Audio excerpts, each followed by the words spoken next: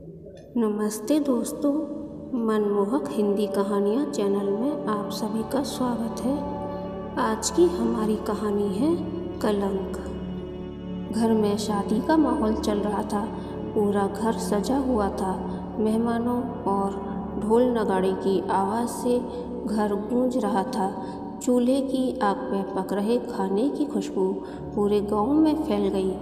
आंगन में दुल्हन की हल्दी की रस्म चल रही थी। जरी वाली मलमल की साड़ी पहन के नाचती औरतों के बीच हल्दी लगाई बैठी सुमन आंखों से बहते आंसुओं को काजल के पीछे छुपाकर हंसने की कोशिश कर रही थी। इस भीड़ में उसकी सांसें खो रही थीं। घुटन को सीने में दबाकर वह लोगों से बातें करने की कोशिश कर रही थी। हल्दी खत्म हुई। हाथों में उसके नाम की मेहंदी सज चुकी थी। मेहंदी में उस 35 साल के आदमी का नाम देख वो तड़प उठी। ये हैवान एक दिन बाद उसका शरीर खा जाएगा। ये विचार मात्र से वो बुरी तरह कांप उठी।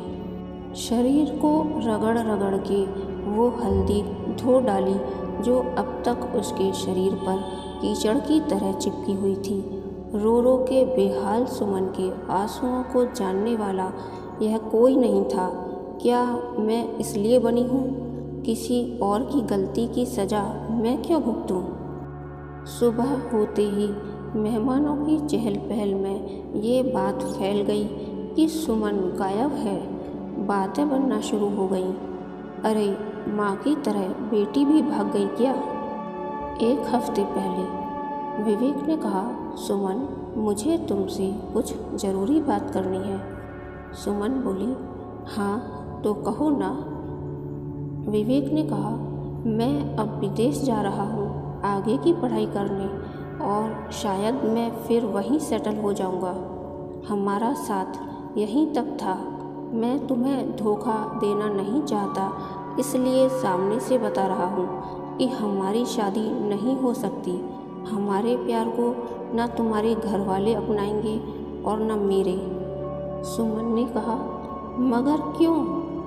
विवेक बोला, क्योंकि तुम्हारी माँ भाग गई थी, कह के वे चला गया।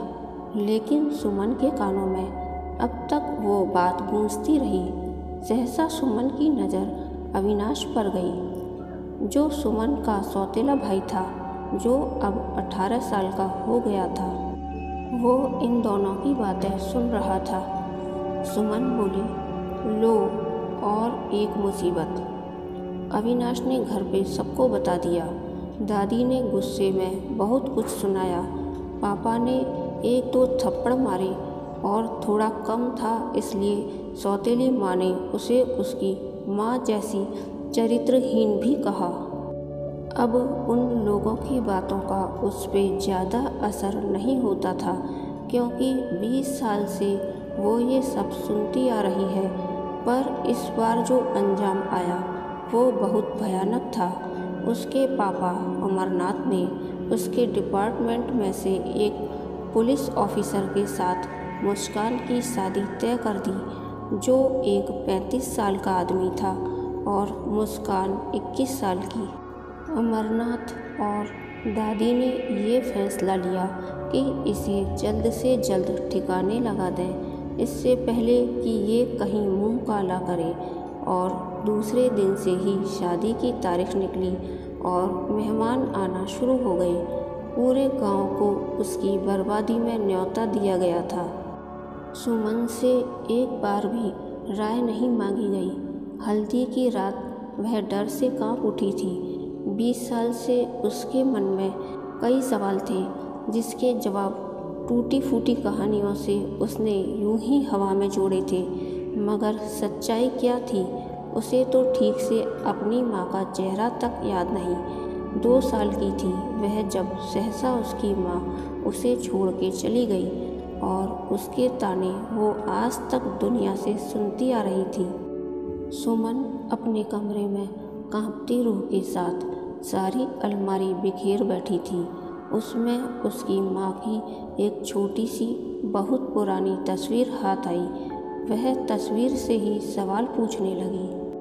तू जानती है, तेरे एक कदम ने मुझे जिंदगी भर की सजा दी है। तू भागी क्यों? दादी और पापा सौतेली माँ और अविनाश को कितना प्यार करते हैं। तुम्हें ऐसी क्या परेशानी थी कि तुम भाग गईं और इस वजह से वो लोग मुझसे भी नफरत करते हैं। तुम्हें वापस आना होगा। 20 साल पहले तुमने जो बिगाड़ा है वो सब तुम ठीक करोगी। तुम्हें आना ही होगा।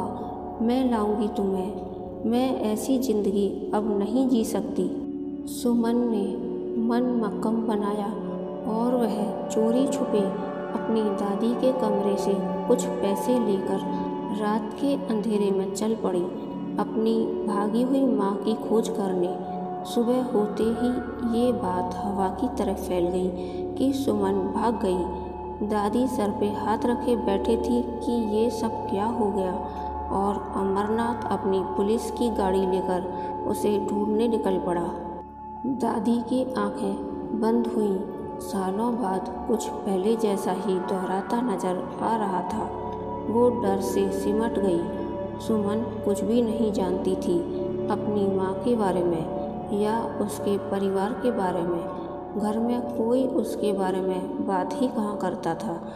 वह अपना मुंह छुपाते मेहंदी वाले हाथ चुन्नी से ढक के बड़ी मुश्किल से अपने दूर के मौसी के गांव पहुंची, जिसे उसने 12 साल की उम्र में देखा था। इसीलिए शायद उसके गांव का नाम याद रह गया था। बाकी उसे तो ये तक नहीं पता था कि उसकी माँ रहती कहाँ थी। उसके मौसाजी गांव के मुखिया थे, इसलिए उसके घर पहुंचने में ज़्यादा तकलीफ़ नहीं हुई। उसके घर पहुंचकर पहले मौसी को मिन्नतें की कि घर पे कुछ न बताए।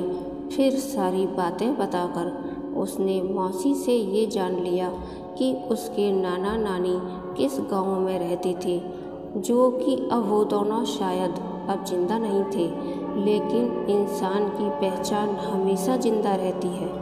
अपनी मौसी से विदाई लेके वह पहुंची अपने नाना नानी के गांव। गांव काफ़ी छोटा था, इसलिए उसमें पाठशालाएं भी बहुत कम थी। उसने सभी पाठशाला में जाके अपनी माँ का नाम बता कुछ जानने की कोशिश कर रही थी, मगर कुछ हाथ ना लगा।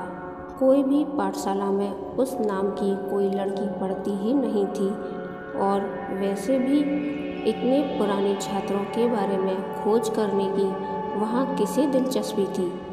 वह नाना नानी के घर के आसपास पूछताछ करने लगी। तब उसे पता चला कि जिस नाम को वो यहाँ तलाश रही थी वह नाम उसका था ही नहीं। उसकी माँ का नाम उर्वी था, जो शायद ससुराल वालों ने बदलकर उर्मिला कर दिया था। फिर सही नाम की तलाश शुरू हुई। एक पड़ोसी ने बताया कि उसकी बेटी भी उर्वी के साथ पढ़ाई करती थी, लेकिन अब तो वो भी ससुराल थी। थोड़ी कोशिशों के बाद उससे बात हो पाई। तब पता चला कि उर्वी उसके साथ सिर्फ 12वीं तक पढ़ी थी। फिर वह कॉलेज करने दिल्ली चली गई। कॉलेज का नाम जानकर उसका शुक्रिया अदा कर वह चली छोटे से गांव से दिल्ली। 10वीं तक पढ़ी सुमन कभी घर से दूर भी नहीं गई थी, और आज वह इतनी साहसी बन गई कि अकेली इस जगह से उस जगह भटक रही थी। ना ही पास फोन और ना ही कोई मददगार। यूं ही एक मंजिल तय कर चल पड़ी थी अंजनी राह पे। दिल्ली जाने का सफ़र बहुत लंबा था।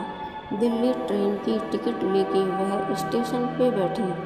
तब उसे ये एहसास हुआ कि वह इतनी भीड़ भाड़ वाली दुनिया में भी बिल्कुल अकेली है, तन्हा, और इसकी वजह है मेरी माँ। याद आते ही उसके आँख में आंसू आ गया और मन में घृणा। तब तक ट्रेन आ गई। कुछ खाने की चीज़ें लेकर वह ट्रेन में चढ़ गई। बहुत लंबा सफ़र और तन्हाई। मन में कई सवाल थे।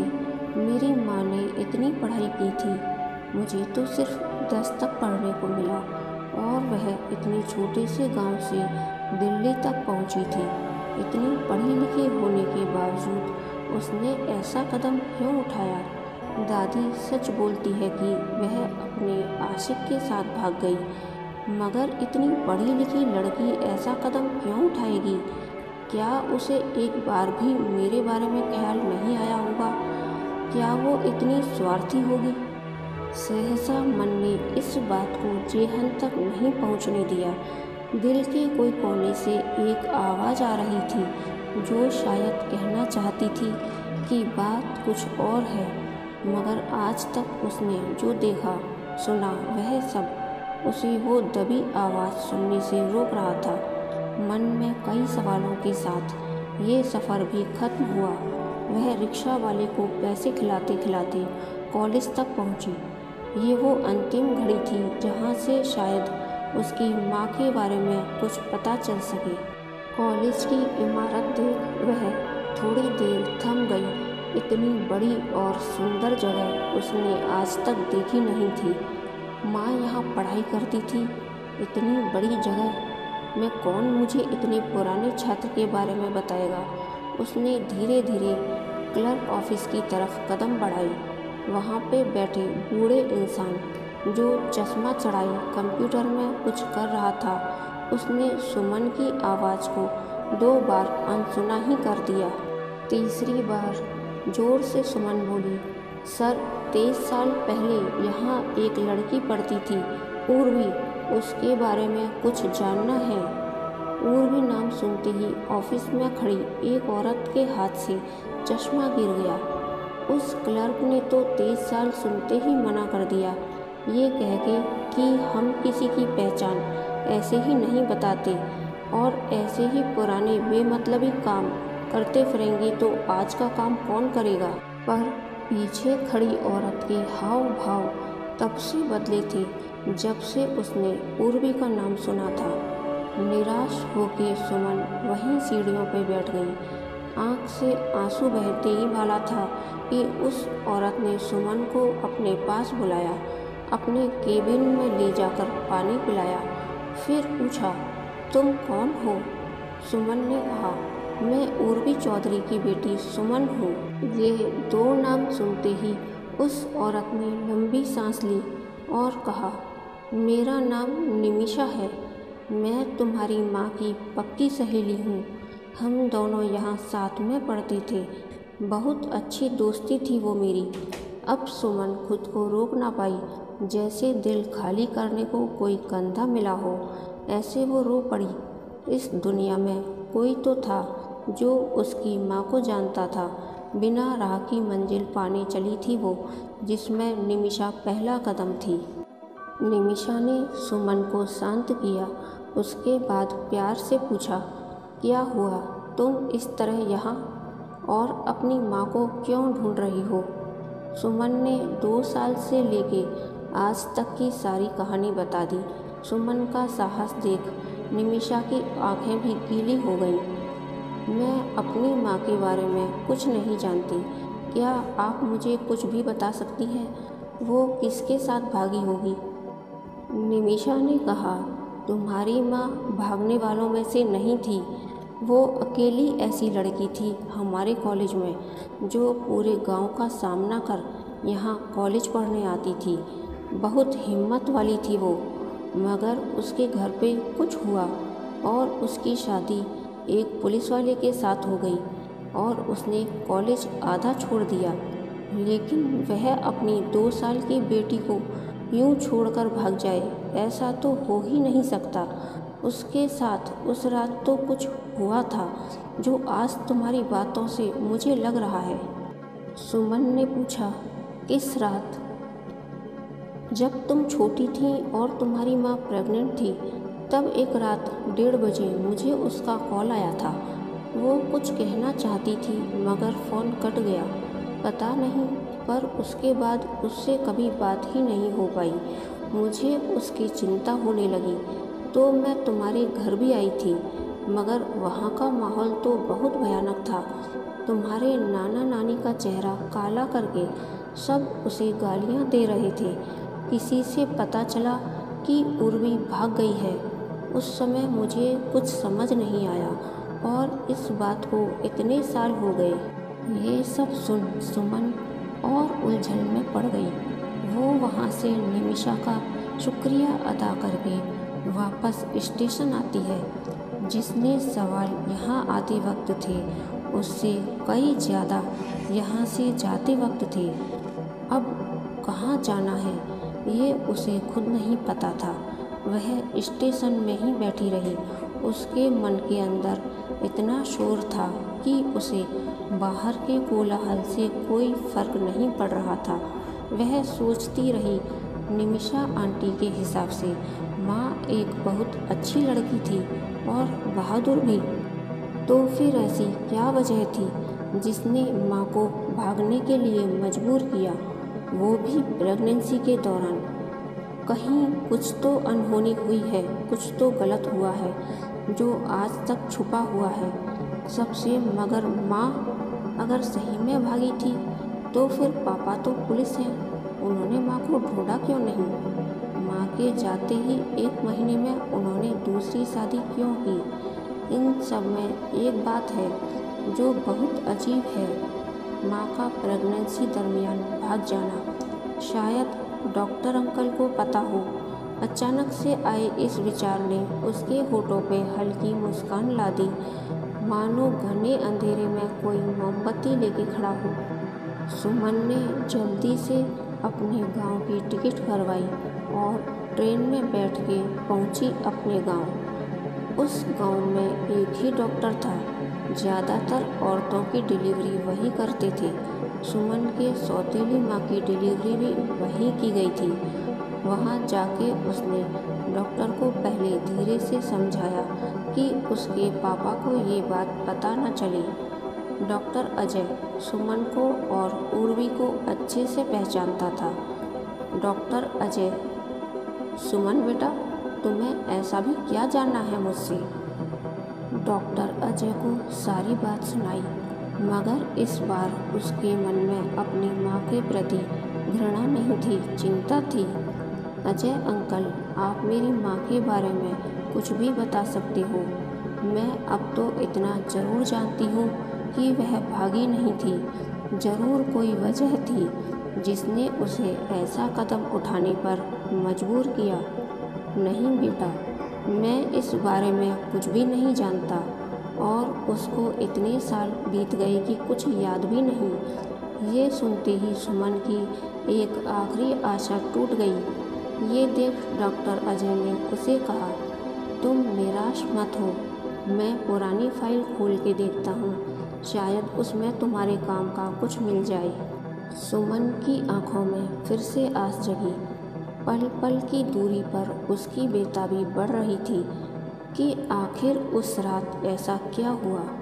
डॉक्टर अजय ने फाइल निकाली और उसमें देख के कहा, बेटा, तुम्हारी माँ यहाँ आखिरी बार आई तब वह सिर्फ प्रेग्नेंट ही नहीं बल्कि अपने साथ एक रोग लेके भी आई थी। इससे मुझे याद आया कि तुम्हारी माँ का शायद 3 बार अबॉर्शन भी हो चुका था और उस समय उसके गर्भ में जो बच्चा था वो भी बड़ी मुश्किल से पल रहा था।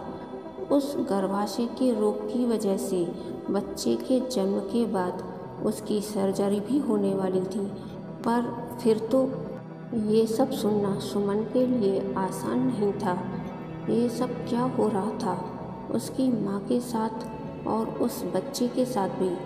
अब कोई ऐसा नहीं बचा था उसकी दादी और पापा के सिवाय जो उसे उस रात की कहानी के बारे में बता सके। निराशा के बादल ओढ़ वह सुनमुन यूं ही चली गई।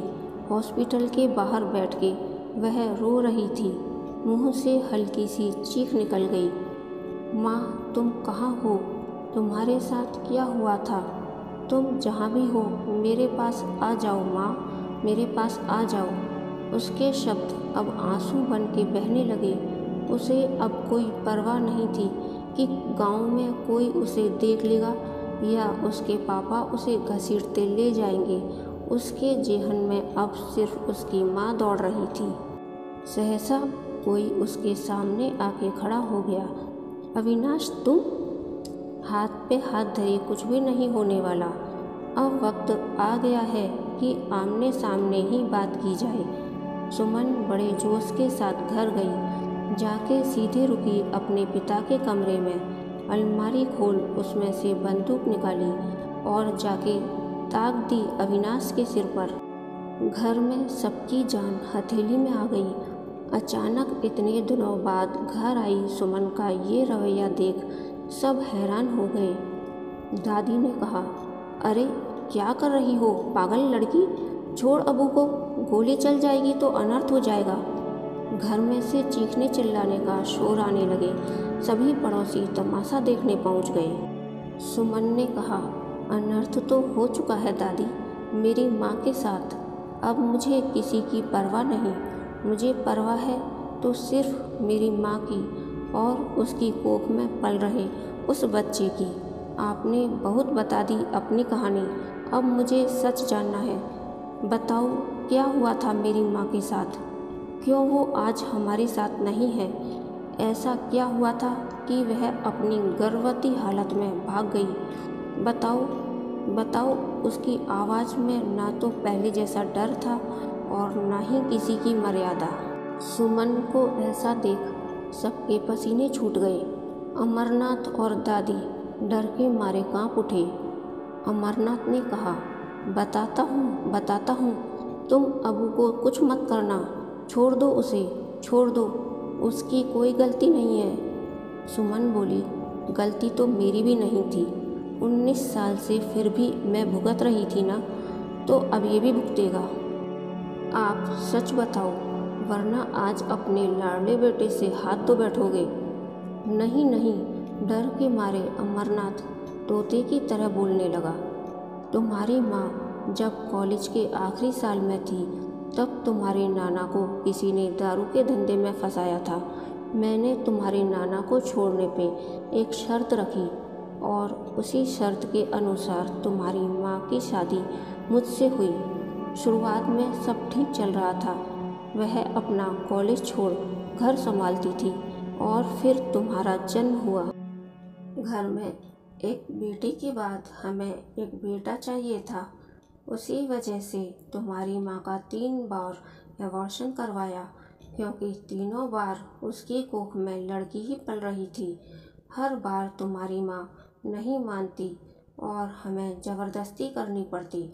जब वह चौथी बार प्रेग्नेंट हुई तो डॉक्टर ने कहा कि उसके गर्भाशय में गांठें हो गई हैं। इस बच्चे के बाद वह कभी प्रेग्नेंट नहीं हो सकेगी। लेकिन हमने दूसरे डॉक्टर को दिखाया, जिसने हमें कहा कि ऐसा कुछ नहीं होगा, ऑपरेशन के बाद वह फिर से प्रेग्नेंट हो सकती थी। तो मैं और माँ खुश हो गए और मैंने फिर उसे हॉस्पिटल आने के लिए कहा। हम ये देखने जा रहे थे कि बेटा है या बेटी। बरसात का मौसम था। अंधेरा होने के बाद गुप्त तरीके से वो जांच करवाने वाले थे। तुम्हारी माँ जिद पे अड़ी थी कि उसे ये जांच नहीं करवानी। जो भी हो वो उसे जन्म देना चाहती थी, लेकिन मैं ये नहीं चाहता था। कुछ ही घंटों में उसकी बारी आने वाली थी। मैं अकेले में डॉक्टर से बात करने गया। इतने में वो हॉस्पिटल से भाग गई। अंधेरा काफ़ी हो चुका था। मैं उसे ढूंढने चला गया। भागते भागते वो एक जंगल की ओर बढ़ गई और मैं गाड़ी लेके उसके पीछे पड़ा था। मेरा खून खौल रहा था उसकी इस बचकानी हरकत पे। मैं बहुत चिल्लाया, मगर वो मुझसे बचने की चाह में भागी जा रही थी। अचानक तेज बारिश शुरू हुई। मेरी गाड़ी बंद हो गई। मैं वहीं गाड़ी छोड़ उसके पीछे भागा। मेरे हाथ में आते ही मैंने उसे ज़ोर से थप्पड़ मारा।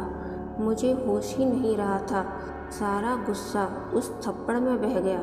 वो बुरी तरह से गिर गई और सिर पत्थर से टकरा के खून से लथपथ हो गया। मुझे समझ नहीं आ रहा था कि क्या करूं। बारिश बढ़ती ही जा रही थी और तुम्हारी माँ अपनी आखिरी सांस गिन रही थी। अब मेरे हाथ में कुछ नहीं था। मेरी आंखों के सामने वह मर गई और उसकी कोख में पल रहा बच्चा भी। अब उसे ऐसे घर ले जाता तो मुझ पे और माँ पे कई सवाल उठते, हमारा घर बदनाम हो जाता। इस सब से निकलने का मुझे एक ही तरीका दिखा।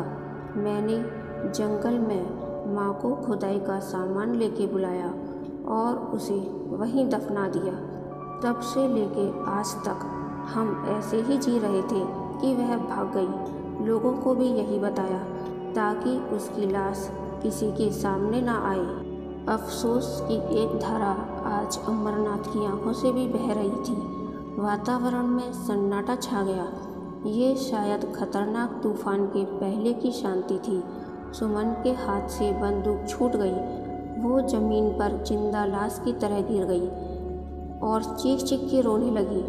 उसके इस रुदन ने वहाँ खड़े सबके रोंगटे खड़े कर दिए। दादी भी सिर पे हाथ पटक के बैठ गई। जिस राज को उसने इतने सालों से संभाल के रखा था वह आज बेरहमी से बाहर आया था। अब आने वाले तूफान को रोकने की किसी में हिम्मत नहीं थी। अविनाश भी गुस्से से लाल पीला हो गया। उसने अमरनाथ को खींच के एक चांटा मारा। शर्म आती है मुझे तुम्हें बाप कहने में, घिनौने इंसान हो तुम। अब सब बर्बाद हो चुका था।